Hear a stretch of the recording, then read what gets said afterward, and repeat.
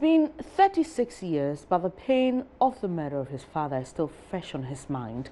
Politician and civil engineer Kwabena J.J.Pong's father, Kojoy J.J.Pong, was one of the 3 judges kidnapped and shot dead during curfew hours at Bondase in the revolution days. The story of how Justice J.J.Pong and 2 colleagues, Fred Poku-Sarkodie and Mrs. Cecilia Kranting-Addo, were killed is at the center of the latest JoyNews Special Assignment documentary titled Who Killed the Judges, set for broadcast later this evening. Kwabena J.J.Pong shares the moment his family discovered his father had been murdered. I just went and slept. So it was only in the morning that we had a loud knock on the door. It was coming from our next door neighbors, and that happened to be Justice Poku-Sarkodie.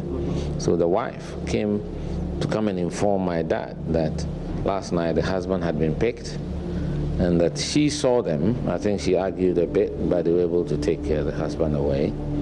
But apparently it was after that that they came to our house. We're not the next door neighbors. So I didn't even get it. I just got rushed up to my father's bedroom to go and tell him what has happened. I got to the bedroom, he wasn't there. So I went to my mother's room. I said, "Where's his daddy?" She said, "He should be asleep." So he's not there. Then I went downstairs, and the food remained in the same way he left it. You know, not finished eating. Nobody had touched it. You know, so we were confused. Then I also ran out of the house and went to Justice Eduse's house, which is just across. The judges used to stay around the Ridge area. So it was when I got to Justice Eduse's house that he confirmed that this was what he called Justice Apalu, who was then the Chief Justice at the time. So it was then that we realized that there was something serious happening and that some 3 judges had been picked the previous night. Now, we stepped out to find out what some of you make of this issue. To me, it's very sad, very pathetic, and you know, it's not good at all. Well, these things, when it happens, it can create a lot of coercion, a lot of temptations in the country.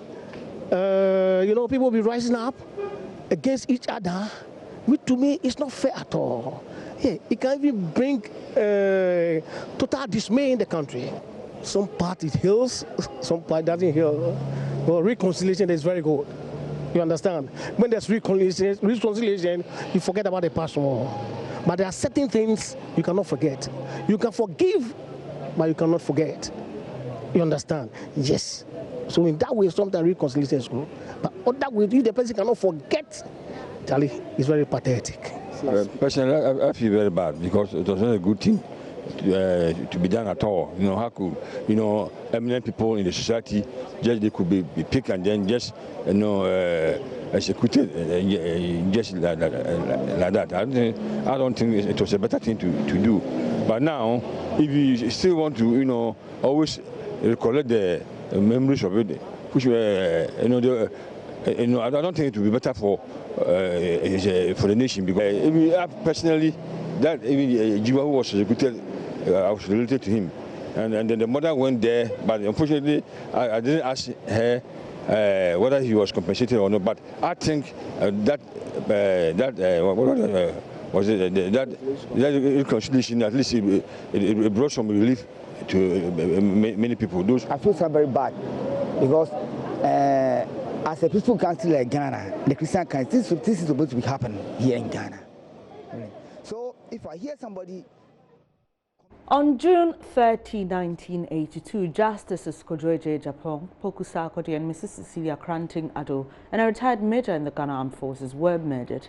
It is one of the darkest days in the history of the country. Poet Sabuki Osabute captures the emotions at the time, sympathizes with the family of the killed judges, and suggests that an answer may ease their pain.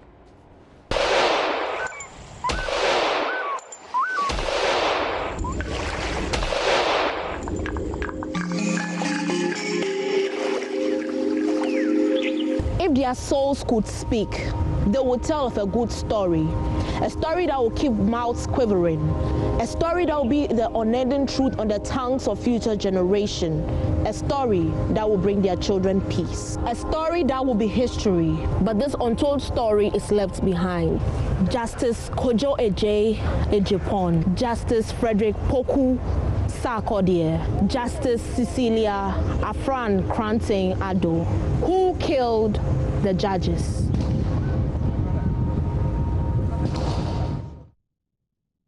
Do make it with us tonight at 8:30 p.m.